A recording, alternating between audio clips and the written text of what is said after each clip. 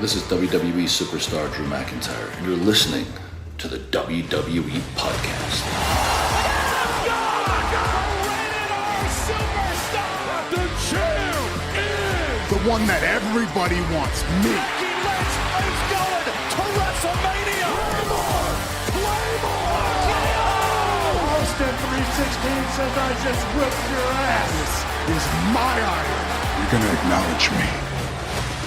What is going on, everybody, and welcome to this week's SmackDown review. As you can tell by my voice, it is someone different. I am Daniel, host of the main event review from Melbourne, Australia. Again, thank you very much for tuning into this week's episode. I'm going to be filling in for the next couple of weeks while Amanda's away. And yeah, super keen to get this out for you guys as well. And if you haven't heard me before or haven't heard the main event review, be sure to check that out as well. I put out episodes every single Tuesday for you guys, Monday nights here in Australia, breaking down basically the matches that happen on main event, as well as some Raw and SmackDown segments at times that come up on the main event show. And when there is a PLE, I also review and preview the PLE matches as well. So you can find me every week on there. And if it is your first time listening to my voice and accent, again, thank you very much. And I really hope you do enjoy the next 3 weeks with me as well. I also do have my own podcast, which is called The Huddle Within Podcast.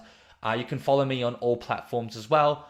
I do my own stuff on WWE, but I also talk about a variety of different sporting topics as well. So be sure to check out my work there on The Huddle Within as well. May leave a description on this episode too. But again, once again, be with you for another 3 weeks to break down SmackDown in a episode that, I guess, was a standard episode. We had the final between Gunther and LA Knight, which we'll get to. Obviously, the match between Charlotte and Alexa Bliss and Kairi Sane as well. Lots of stuff going on in the women's tag team division. I remember last year when Jade Cargill and Bianca Belair had it, there was nothing going on, and now it seems like all the women tag teams are jumping in for the title. You could make a case that it's probably just as competitive as the men's division. Speaking of the men's tag team division on SmackDown, we'll also be talking about Solo and the Wyatt Six. So lots to break down on this episode, but we will look no further than the start of the episode where we had Drew McIntyre coming in his car to SmackDown and obviously still being suspended. They haven't forgot that Drew McIntyre was suspended. Somehow Paul Heyman was managed to pull the strings for him to stay unsuspended. But as Drew was about to leave, and once he had that sort of chat with Nick Aldis telling him to go back and leave, he only left because he wanted the security guys to go home to their families, which I found quite funny. But that's when we saw Cody Rhodes in the passenger seat, grabbing Drew's face. And yeah, as the security guards were trying to pull Cody Rhodes off, Drew drove away. Aldis was telling Cody to basically calm down. So if there are any signs of Cody Rhodes turning heel, these are the teasers that I've been talking about on my main event, but also here, where we have him attacking Drew McIntyre while he's not looking. But you also look back to a few months or a few weeks ago, or maybe been a month now, when Cody Rhodes hit Drew McIntyre with the title and no one said nothing about it. And we still have that mystery of who attacked Jacob Fatu. So all these little hints leading to potentially a Cody Rhodes heel turn anyway, but that hasn't happened yet. He makes his way in to the entrance in his tracksuits. Doesn't even do the pose. He obviously looked very upset. Basically called out Nick Aldis to reinstate Drew McIntyre and said that Drew came into Cody's home, away from home, where his wife sleeps and his kids play. I don't know where his kids have the room to play in that bus, but I guess Drew McIntyre going into his bus crossed the line for Cody Rhodes. Not the other stuff he's done or other people have done. But anyway, he called Drew McIntyre WWE's residence cockroach, which was nice. And he also said that Drew's never beaten him, but he may be the only one to break Cody, again, because he went into his bus. And again, he begged Nick Aldis to reinstate Drew so he can squash or stomp the cockroach out. And then he just left. So he's obviously very angry, all business. We're looking to continue this program. I think Drew McIntyre is doing a great job in making the WWE Championship sort of relevant with Cody Rhodes, but when it comes to this, it's the same thing with what happened with Kevin Owens last year. I think it's just building up for the time being to pass the time until the road to WrestleMania. So I think Drew McIntyre is going to get screwed over once again. That guy deserves a title, let's be honest. His heel run the last 2-3 years has been amazing. He's really good when it comes to feuds with baby faces. And yeah, I don't think he's going to get his flowers for this one, unfortunately. But then we go to backstage where Tommaso Ciampa was with Johnny Gargano and Candice LeRae. Gargano still has Axiom's mask, which is quite interesting. But Ciampa said that he was going to go for the US title. Carmelo Hayes walked by and said that he's going to go for it, called him a jackass, which everyone seems to be calling Ciampa a jackass at the moment. And essentially that basically teased what was going to happen next. And that was Ilya Dragunov potentially taking on Carmelo Hayes for the title as well. But before that, we did have a video basically talking about how Aleister Black delayed the inevitable. And that's where he introduced Rhea Ripley. So Rhea Ripley is obviously going to be involved in helping Damian Priest. Not Lola Vice, who they seem to have a romantic relationship, is not going to be involved in this one. That would have been a cool way to sort of introduce her into the fold, especially with main event coming up and all the NXT stars that are going to be competing there. It is Rhea Ripley. It does sort of make sense since they are the Terror Twins, but I feel as though Ripley has just been pulled into this storyline on SmackDown on the side. But this essentially basically leads up to what's going to be happening next week, and that is Aleister Black and Zelina Vega taking on Rhea Ripley, where we have a bit of video promos. This hasn't gone live, which I think needed to, but I don't think it's a big enough feud for people to care, so that's why they're doing this backstage.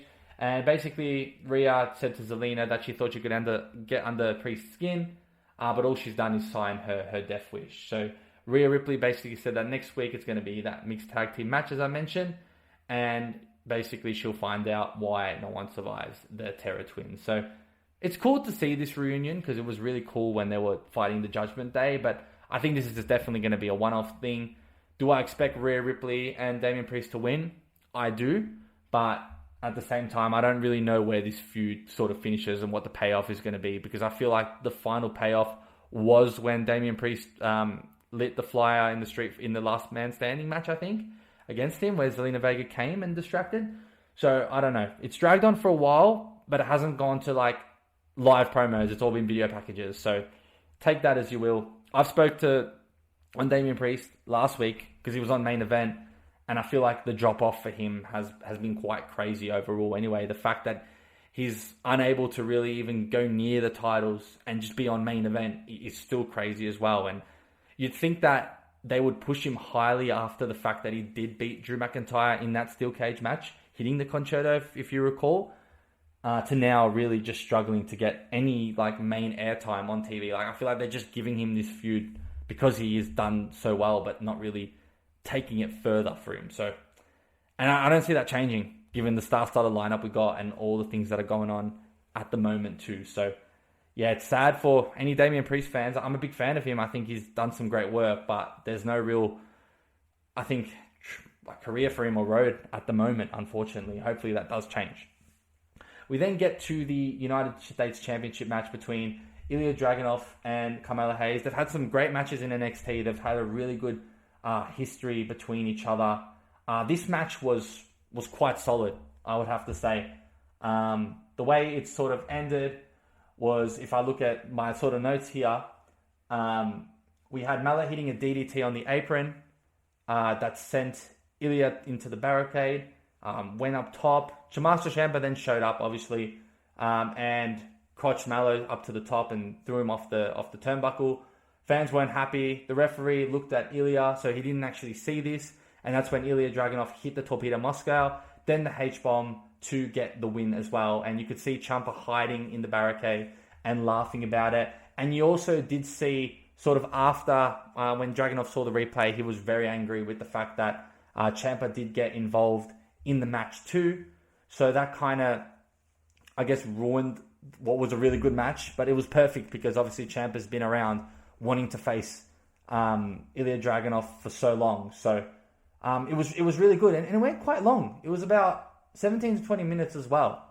And it could have gone either way. Like Mallow, you could make a case that he could have really won the match. And they're looking to push Mallow a bit more, which is nice to see.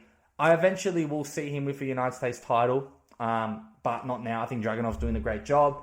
And it feels like a heel would make sense to sort of battle. We're obviously seeing, and I'll go to sort of the backstage, Tama Tonga eyeing out the title as well.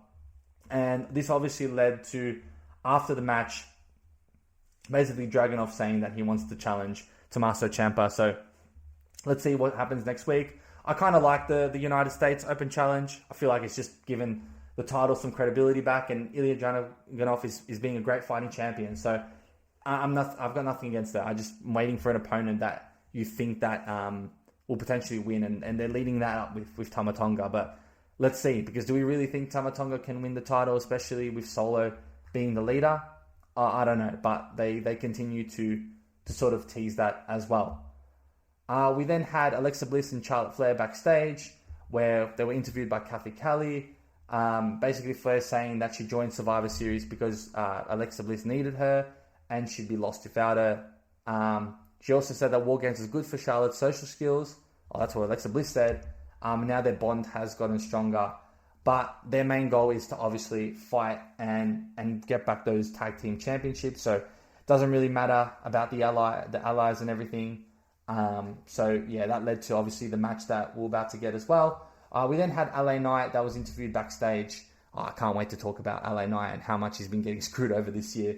But he mentioned that beating John Cena cements his legacy. He said that the last time is now for him or Gunther. Knight also mentioned that Gunther is a former Intercontinental and World Champion. But tonight is going to be a fight, and bust out, all right, which was a nice little promo mic, and he'll drop Gunther in his head with a nice promo. So LA Knight continues to be really, really good on the mic and showcase his skills there, which is awesome. But again, he's been getting screwed over all year. So yeah, we know the result, but like again, that was the nice little promo to build up the match too. We then have the match between Kairi Sane and Alexa Bliss, obviously joined by Charlotte Flair, and Kairi Sane joined by Asuka. Essentially, the way the match won was that Sane went to the top rope first. So Alexa Bliss did win this match with the Sister Abigail DDT, but how it sort of ended was that Sane went up to the top rope, Bliss went after her, Sane set up Bliss for the upside down against that turnbuckle, hit a double foot stop, and then Bliss came back with a few punches and then a drop kick. She also hit the natural selection net breaker. Then Asuka tried to distract her on the apron, so Bliss rolled up Sane. And then as Flair tripped up Asuka and kicked Asuka down, that's where Sane ended up hitting a back fist on Bliss. Tried to go up to the top rope and hit Bliss, and that's where she caught her with the Sister Abigail to win in a match that went for about 8 minutes as well. But the main thing that happened after the match was that Nia Jax and Lash Legend attacked Alexa Bliss and Charlotte Flair. That forearm from Lash Legend is amazing. Like that's such power, and obviously she's like new and not many people really know much about her, but she's looking like a real dominant force, and I could really see, like, I'm getting more from Lash Legend than I've ever had from Jade Cargill, and the way they're hyping up Jade Cargill, we're getting more from Lash Legend, and just seeing her power is just amazing. She's obviously much better in the ring, and she has the same sort of physical traits as Jade Cargill. So one day maybe they will get in the ring together, but I just really like what Lash Legend is doing as well. We had Jax hitting the Samoan drop on Flair, also hitting a spine buster on Asuka, and Lash hitting a big boot to Kairi Sane. But basically, as Nia Jax was going to go for the Annihilator on Kairi Sane, Asuka did save Kairi Sane from it, and they did end up holding the tag team title. So they do end up sort of turning on Asuka and Kairi Sane, call it as you will, but none of these girls are allies. Their main priority is going for the tag team titles as well. And backstage, they did basically discuss and justify why they did it. It's because Asuka did miss Lash Legend, if you remember, in the War Games match. So basically it was them there to flex what they were capable of, and they're going to be fighting for the titles as well. So there is about what is that, like 5 tag teams? 6 tag teams. You got the Judgment Day, Lash Legends, Nia Jax, Bailey and Lyra Valkyria, Rio, the Kabuki Warriors, Rio, by Rio I mean Rhea Ripley and Io Sky, the Kabuki Warriors, and Charlotte Flair Excessive Bliss. So that's 6 tag teams that are going to be potentially fighting for the titles there. Will they do it at WrestleMania? Will they do it before? It looks like it might be something before, but we're getting some hype in the women's tag team division, and I mentioned this at the start, and I'm all for it. So this is great. We then had Ricky Stanton Obafemi in Nick Aldis's office, and that's where Cody joined the room. Basically, they asked Aldis what they were doing there. Cody basically said to them, whoever wins tomorrow, which already happened at NXT deadline, for the NXT Championship, will be facing Cody at Saturday night's main event next week. Wish them both good luck. And from the time of this recording, we do know who that's going to be, and that is going to be Obafemi. So Obafemi is going to be taking on Cody Rhodes next week on Saturday night's main event, which I'm super excited for. Obafemi has been doing crazy work on NXT, and it feels like his jump to the main roster is imminent. And yeah, I think that match is going to be awesome. Obviously, we expect Cody Rhodes to win, but it's going to be a great opportunity for Obafemi to really show what he's about on the main stage on Saturday night's main event in a PLE where it is going to be John Cena's final one. So be excited for that, because I think that's going to be a sort of great opportunity to just see that showcase. And I think it'll be a great match overall as well. 2 different styles, but I think coming together, we'll look for a good match. And I think it's good. Like, people obviously are not happy with sort of Cody Rhodes, and I'm one that hasn't had a feud that's sort of significant or leading to anything. We haven't seen Randy Orton and Cody Rhodes take on each other, but just seeing a nice match between an upcoming superstar taking on Cody Rhodes on a stage like that, I love it. It gives us the opportunity to see how new and upcoming stars can go up against the main players on the roster. So yeah, bring it on, I guess. Even though it means nothing, it's just a good showcase, I would say. We then had Jade Cargill coming into the ring as well, taking on Alba Fire. We had the match basically occur, Fire hitting the drop kick while Jade Cargill was looking at Chelsea Green. Chelsea Green obviously entering the ring to try and distract. Alba Fire hit a Hurricanrana into the turnbuckle, then countered one of the moves by Jade and hit a super kick. This is where then Green cheap-shotted Jade with a slap in the face. And out of nowhere, Kiana James approached Chelsea Green, tapped her on the shoulder, and then we saw Julia make her return with absolutely no crowd reaction whatsoever. Obviously, Julia lost the title to Chelsea Green, and we haven't seen her since. She then attacked Chelsea Green with some punches. They were fighting up the aisle, and Alba Fire was distracted from this, obviously looking at this, and that's where Jade Cargill took advantage, hit Alba Fire for Spine Buster, hit a kick as well to the face, and then finished off with a Jaded to get the win in another match that went for less than 2 minutes. And yeah, they're not giving Jade Cargill lots of time to wrestle because they might not think that she's ready. So I don't really understand why she has the title. And look, I don't want to be a negative Nancy or whatsoever. All I will say is that this heel turn was great. I'm glad that they went for a heel turn for Jade Cargill. But the way that it's been going, again, still been underwhelming. Like, we see her going backstage after B-Fab talking to her and Jay basically telling what she did to Alba reminds her of something, and that's where Michin came in with a kendo stick, and Jay told her to basically say, talk to Nick Aldis and get this match and step up. And yeah, so Jay's going to be taking on Michin, and that match is going to probably go for less than 5 minutes. It's just, they are building up Jade like more than what the fans want. She has the title, but there's no connection with the fans, good or bad. And there's no real opponent for her. Like, she's been doing this for 2-3 weeks. She's taking on opponents that we know she's going to wipe the floor with. So it's very predictable. And it's also, the matches aren't long. So, like, we're not seeing enough. I know they're trying to make Jade Cargill look like a powerhouse, but I think we need her to have a serious program so everyone can elevate and we can trust in her and show that she's a good heel. She hasn't come onto the mic and spoke enough, and she hasn't shown any real strong wrestling displays that are besides her dominating, which we all expect. The last time we saw something good from her that was really good was when she attacked Naomi in the chamber. And we love that.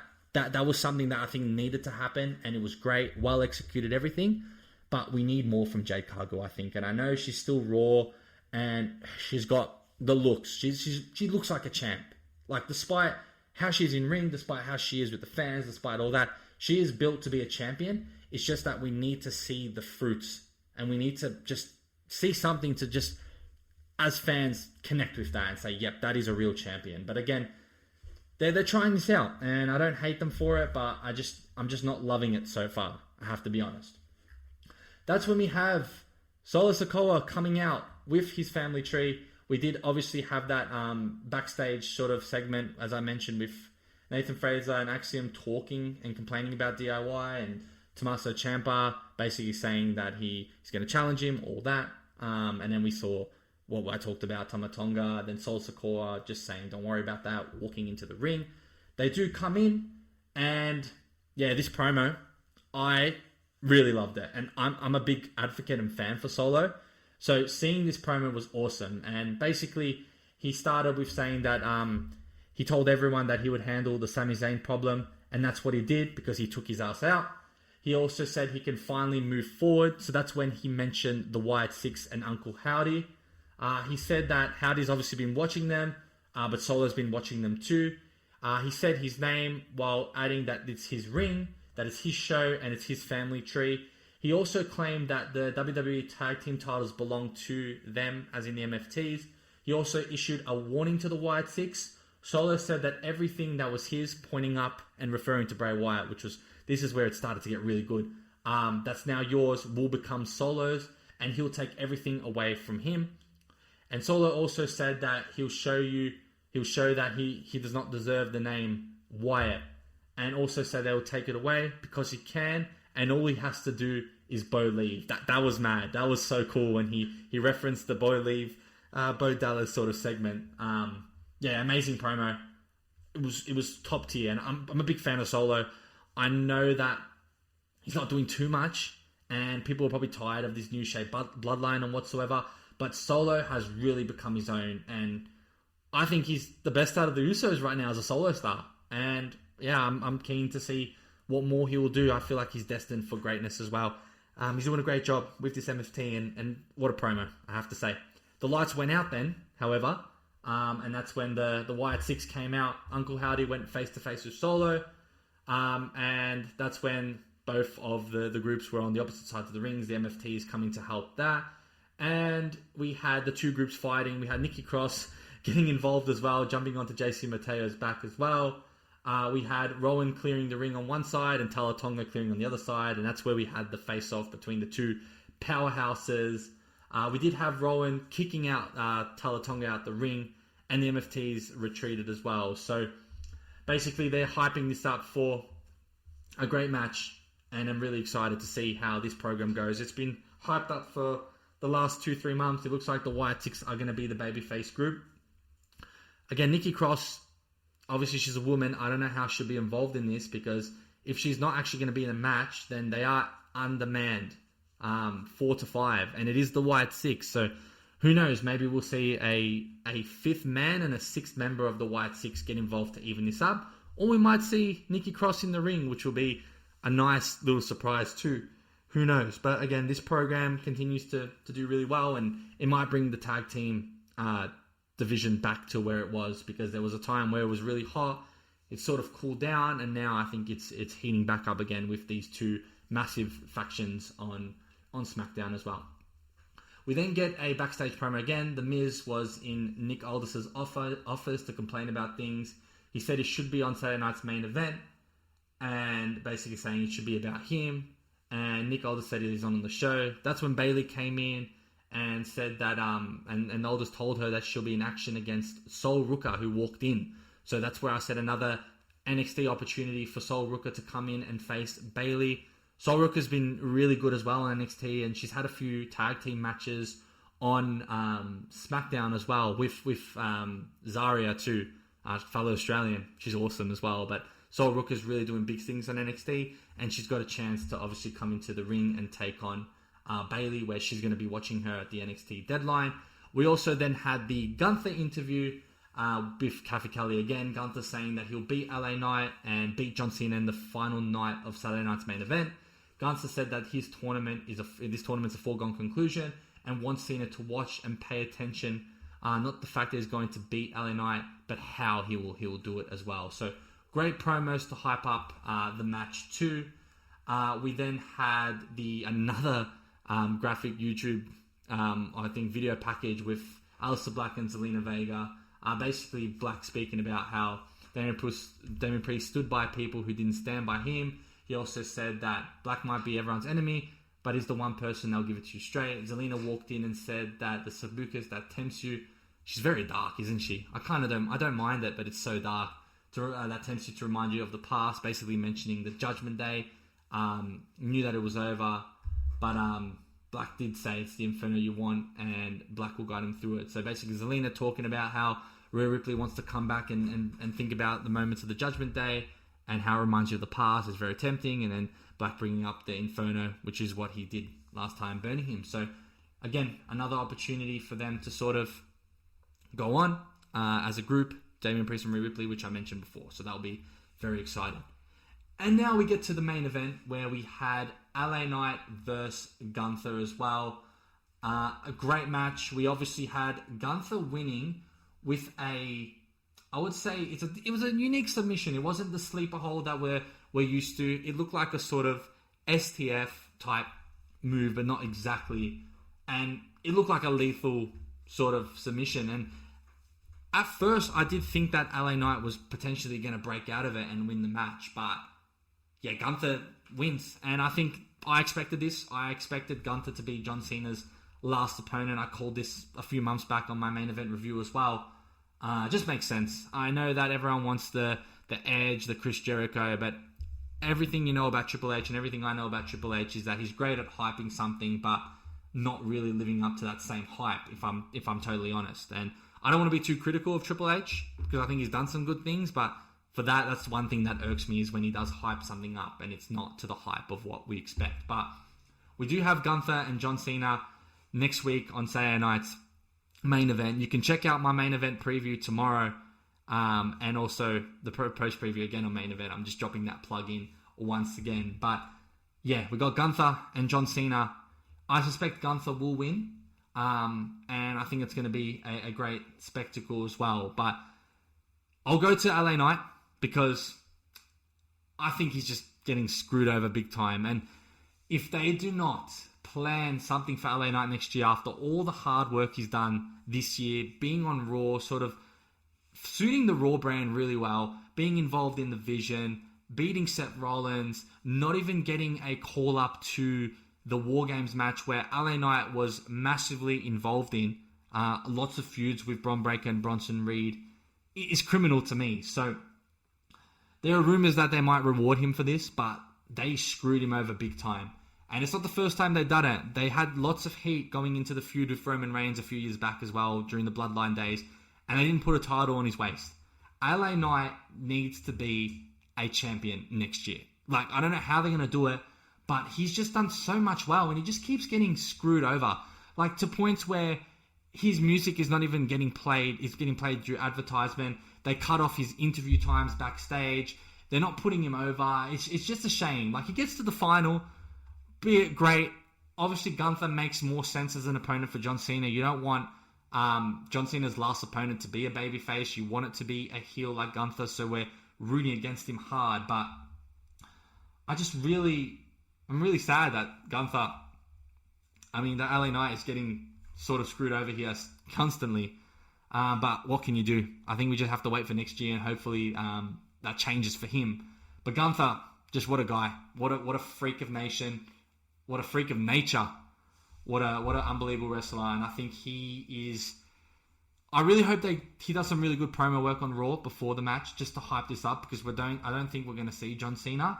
But yes, Gunther will be John Cena's last opponent. And I do suspect that Gunther will wipe the floor with him. And what they will do with Gunther after this is going to be very important. I think that it should lead to him taking on Brock Lesnar. I think there is two heels. No one really likes that, but I think a Brock Lesnar and Gunther battle is what will make the most sense. The only two guys that beat John Cena in the retirement tour, you can't count Dominic Mysterio. You can, but you know what I mean. Like, and I think by dominance is what I would say. Like, Brock Lesnar obviously wiped the floor with John Cena. I expect Gunther to do something similar. It will be a much longer match, obviously, just to create that hype. But definitely seeing Brock Lesnar and Gunther going at it together as well. But yeah, Gunther beats LA Knight and he'll be taking on John Cena. And that's crazy. John Cena's almost done. It's one more week and we're finished up with John Cena. And it's quite crazy because I've always been a big fan of John Cena. He was my main wrestler growing up. He was in my generation, and in 1 week he is about to retire. So that's going to be crazy and it's going to be unbelievable. But really looking forward to Saturday night's main event. And again, this has been the review for SmackDown. Thank you very much for tuning in. I hope you did enjoy the review. Again, if you did like this review, I'll be back in for 2 more. I'll also be on the main event review, which should come out Tuesday morning for you guys. I'm pretty sure that's when that will be released. So I'll be back with you on the main event review. Be sure to check that out. And also be sure to check out my podcast called The Huddle Within as well, where I talk about other different sports as well, NFL, NBA. As an Australian, I do love the NFL. I'm a sad Saints fan. They're just terrible, but I'm really excited with what the NFL is doing as well. NBA too, Wizards fan. I don't know why I'm choosing these bum franchises, but they're my team. So if you do like those sports, if you like soccer as well, I'm into that too. Australia is going to be versing USA in the World Cup. So I think a lot of you guys are USA listeners. I'm Aussie and I'm really excited to take you on. I think we're both sort of happy we drew each other in the World Cup because you guys to us were like the easiest pot 1 team. And for you guys, we were like the easiest pot 2 team. So we're probably both excited that we have each other because we have a chance to get to the World Cup. We also got Paraguay in our league, in our group. And we also, I think we're going to be getting either Turkey or some other group in the European playoff conference. So Australia has a chance to qualify to the next round. And so do you guys. So yeah, bring it on. But we talk about that on the podcast. Lots of soccer, lots of Premier League. So yeah, be sure to tune in to all that if you do like that content. But really, again, hope you guys enjoyed. And I'll catch you guys Tuesday morning or else next week for another SmackDown review. Thanks. Bye. Thanks for listening to the WWE Podcast. Don't forget to subscribe on your favorite podcast app so you don't miss a show, or head to WWEpodcast.com. And for all of these shows ad-free, head over to patreon.com/WWE Podcast. Until then, we'll see you next time.